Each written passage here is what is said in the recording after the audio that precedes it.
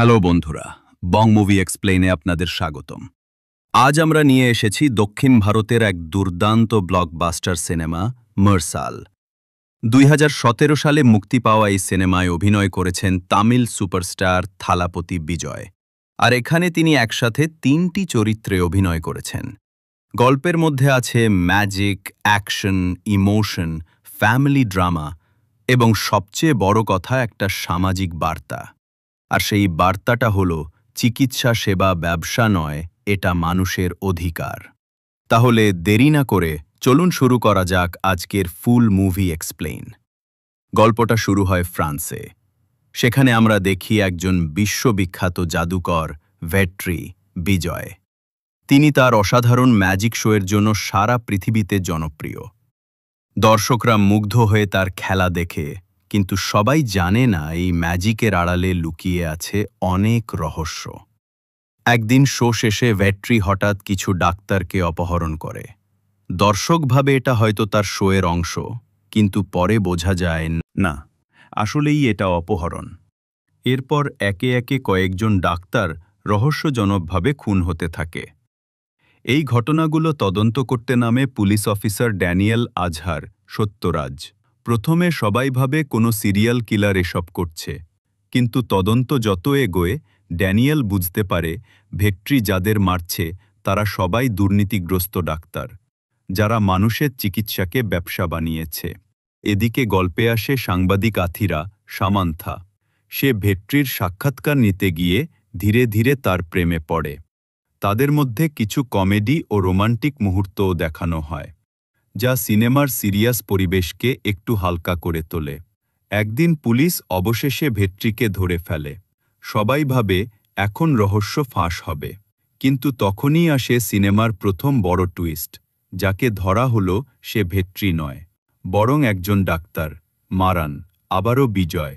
মারান একজন নামকরা চিকিৎসক, যিনি গরিব মানুষকে একদম বিনামূল্যে চিকিৎসা দেন। তার নিজের হাসপাতাল আছে, যেখানে কোনো টাকার বিনিময়ে চিকিৎসা হয় না। এখানে প্রকাশ পায় ভেট্রি জাদুকর আর মারান ডাক্তার আসলে দুই ভাই, কিন্তু তারা আলাদা হয়ে বড় হয়েছে। পুলিশ অবাক হয়ে যায় এরা আসলে কি করতে চাইছে। এবার গল্প যায় অনেক বছর আগের কাহিনীতে। আমরা দেখি তাদের বাবা ভেট্রি মারান সিনিয়র, আবারও বিজয়। তিনি ছিলেন একজন সমাজসেবক, যিনি গরিব মানুষের জন্য বিনামূল্যে হাসপাতাল তৈরি করেছিলেন।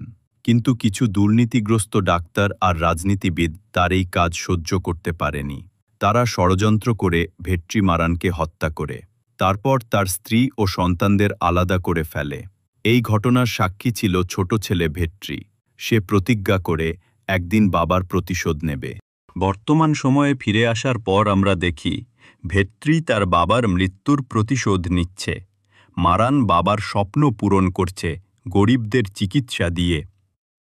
দুই ভাই এবার সামনে আসে আসল ভিলেন ড্যানিয়েল এস.জে. সুরিয়া।